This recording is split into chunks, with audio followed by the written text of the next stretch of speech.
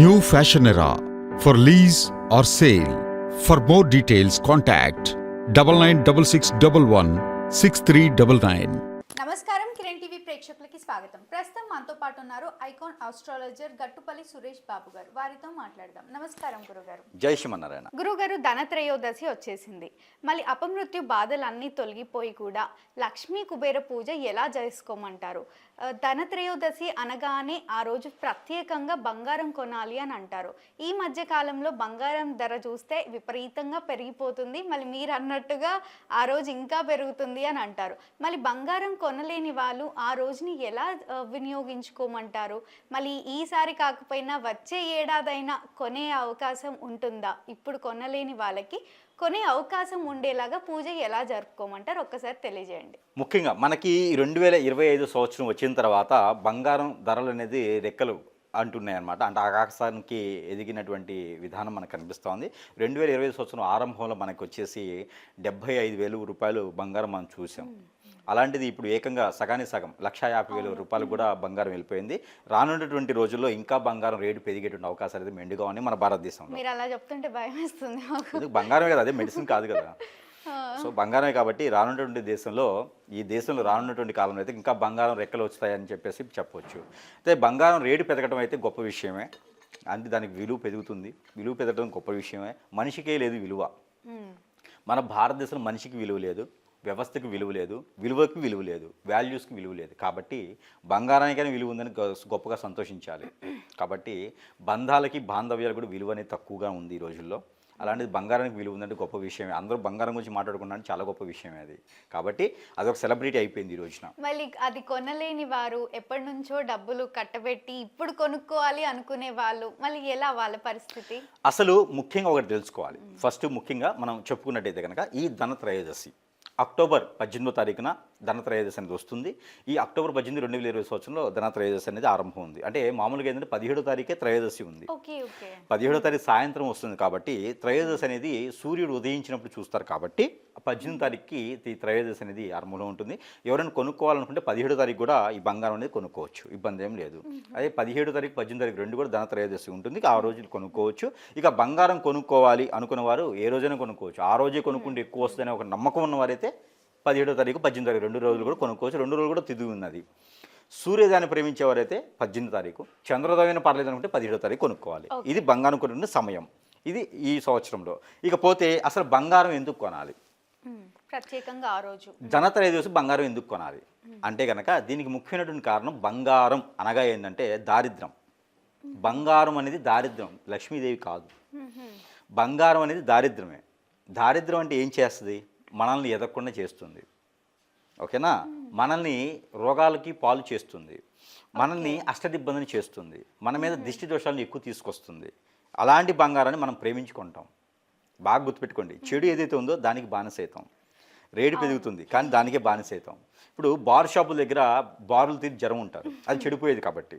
అదే ఒక హాస్పిటల్ దగ్గర బారులు తీరి జనం ఉంటారు, మన రోగం వస్తుంది కాబట్టి మందు తాగి రోగం తెచ్చుకుంటారు.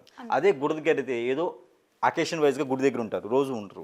అది మంచిది చేస్తుంది కదా, అందుకని రోజు ఉండరు.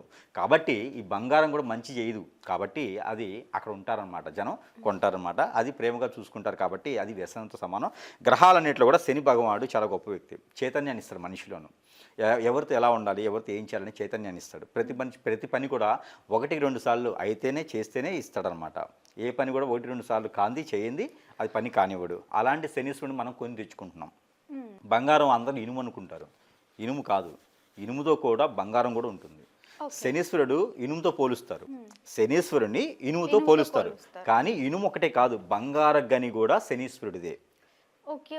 దానిపైన శుక్రుడు ఉంటాడు, దానిపైన రవి ఉంటాడు, దానిపైన లక్ష్మీ కటాక్షం ఉంటుంది. అంటే బంగారం మీద ఇన్ని రకాల గ్రహాలు అక్కడ చూస్తూ ఉంటాయన్నమాట. ఆ గ్రహమైనటువంటి బంగారాన్ని మనం కొని తెచ్చుకొని మనం పెట్టుకొని దాన్ని ఇంట్లో కాపలా పెట్టుకొని ఉంటాం అనమాట. బంగారం ఉన్న ప్రతి ఇంట్లో రోగనిపోతూనే ఉంటారు. బంగారం ఉన్న ప్రతి ఇంట్లో సరిగా తినలేరు. బంగారం ప్రతి ఇంట్లో ప్రశాంతంగా ఉండలేరు. కాబట్టి బంగారం శనితో సమానం. కాబట్టి మితంగా కొనుక్కోవాలి, మితంగా ఉంచుకోవాలి. బంగారం నునిపోలుగైనా ఒంటి మీద ఉండాలి, కానీ నునిపోగున్నా చాలు. అంతేగాని కింటాల బంగారం వేసుకునే పని అయితే లేదు. ఇంకా సెంటిమెంట్గా ఒంటికి మంచిది అంటారు కదా.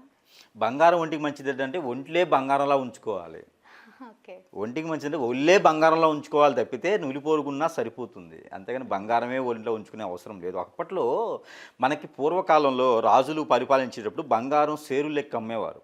అప్పట్లో ఇత్తడి వీటితో వజ్ర వైడూర్య మణిమాణిక్యాలతోని చేసేవారు. ఒరిజినల్ దొరికేది కాబట్టి అప్పుడు నినాదం ఏందంటే అప్పుడు ఏం చెప్పారంటే బంగారం ఒంటి మీద ఉంటే మంచిది, మంచిది అంటేనే అప్పుడు కొనేవారు.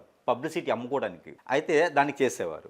అయితే దానికి సబ్జెక్ట్ ఇప్పుడు ఏంటంటే ధన త్రయోదశి. ఈ ధన త్రయోదశి అక్టోబరులో 18 తారీఖు వస్తుంది కాబట్టి ఈ ధన త్రయోదశి రోజున ప్రతి ఒక్కరు కొనుక్కోవాలంటే 18 తారీఖు కొనుక్కోవచ్చు. అలానే ఈ ధన త్రయోదశికి ఏంటంటే కనుక ఖచ్చితంగా బంగారం కన్నా కూడా బంగారం కొనలేని వారు ఉంటారు. ఇది ముఖ్యమైనటువంటి విషయం. బాధపడే అవసరం లేదు. మనకి జమ్మి చెట్టు ఉంటుంది.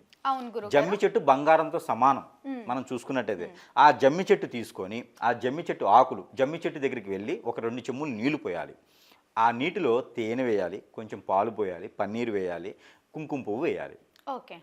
ఆ నీరు తీసుకొని జమ్మి చెట్టు దగ్గరికి వెళ్ళి ఆ జమ్మి చెట్టు పాదిలో పోసి 3 సార్లు ప్రదక్షిణ చేసి చేసే విధానం ఉంటే చేసి ఆ జమ్మి చెట్టుకు ఉన్నటువంటి ఆకులను తీసుకొచ్చి మన ఇంట్లో ఉన్నటువంటి పసుపు కొమ్ములు, ఆకులు, పసుపు కొమ్మలు, అలానే మనకి ఈ ఒక ఒక్కలను దొరుకుతాయి, పోకలు అంటారు.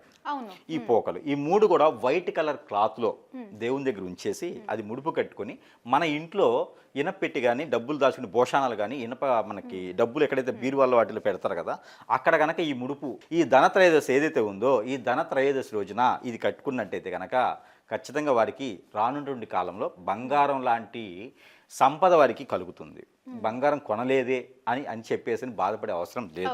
వీరికి ఆ బంగారం లాంటి వైభవం కూడా వీరికి లభించేటువంటి ఆస్కారం ఎక్కువగా కనిపిస్తుంది. కాబట్టి ఈ సంవత్సరం ఎవరైనా బంగారం కొనలేని వాళ్ళు బాధపడే అవసరం లేదు. నేను చెప్పినట్టు పరిహారం చేసుకుంటే కనుక బంగారం కొన్నట్టే భావన చేసుకోవచ్చు.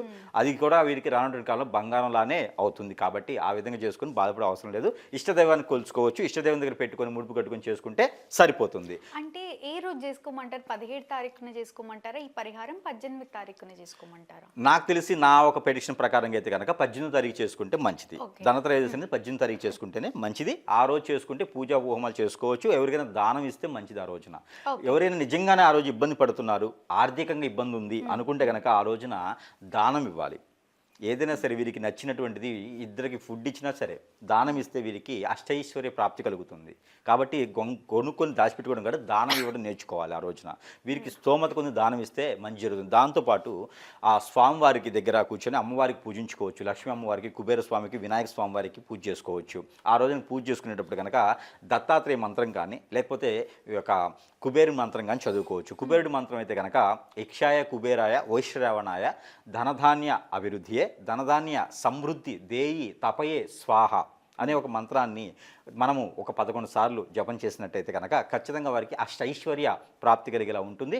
ఆ జపం చేసేటప్పుడు పక్కన పాలు చల్లారినటువంటి కాగి చల్లార్చిన పాలల్లో తేనె కానీ బెల్లం కానీ వేసుకొని పక్కన పెట్టుకొని ఆ పాలతో నైవేద్యం పెట్టి అమ్మవారికి సాయం సంధ్యలో నైవేద్యం పెట్టి ధూపదీపంగా వేసేసి ఆ ఒక మంత్రాన్ని జపం చేసుకొని కనుక ఆ పాలు సేవించినట్టయితే ఖచ్చితంగా ఆ ఇంట్లో బంగారమే కాదు వజ్ర వైడూర్య మణిమాణిక్యాలు ఆ ఒక నేలలోనే శిథిల వ్యవస్థలో ఉన్నటువంటి నిధి నిక్షేపాలు కూడా మైనింగ్ లాంటివి కూడా పైకి వచ్చేటువంటి అవకాశాలు ఉన్నాయి. కాబట్టి ఎవరు లేని వాళ్ళు లేరు. మంచి ఉన్న వాళ్ళే బంగారం అంటారు. కాబట్టి మానవుడే దేవుడు, మానవుడే బంగారం వంటి వాడు. కాబట్టి ఈ యొక్క ధన త్రయోదశి రోజున ఈ రకమైనటువంటి కొలుసుకుంటే ప్రతి ఒక్కరు బంగారంలా ఉండొచ్చు. ఇంట్లోని భార్య బంగారం, ఇంట్లోని భర్త బంగారం, ఇంట్లోని పిల్లలు, తల్లిదండ్రులు వీళ్ళంతా బంగారంతో సమానం. వాళ్ళే మనకి దైవం, వాళ్ళే మనకి బంగారంతో సమానం. కాబట్టి అదే మనకి అష్టైశ్వర్య ప్రాప్తి.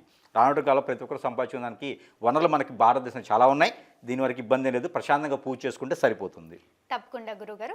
ధనత్రయోదశి రోజు బంగారం కొనలేని వారికి ఎంతో చక్కటి పరిహారం తెలియజేసినందుకు ధన్యవాదాలు. చూసారు కదా, మా వీడియో తప్పకుండా మీకు నచ్చిందని అనుకుంటున్నాను. అలా అయితే లైక్ చేయండి, షేర్ చేయండి. మరిన్ని ఇలాంటి ఇంట్రెస్టింగ్ వీడియోస్ కోసం మా ఛానల్ని సబ్స్క్రైబ్ చేసుకోండి. గురుగారిని కలవాలి, మరిన్ని ఇలాంటి పరిహారాలు తెలుసుకోవాలి అనుకునే వాళ్ళు వీడియోలో స్క్రోల్ అవుతున్న నెంబర్ని కాంటాక్ట్ అవ్వచ్చు. Thank you.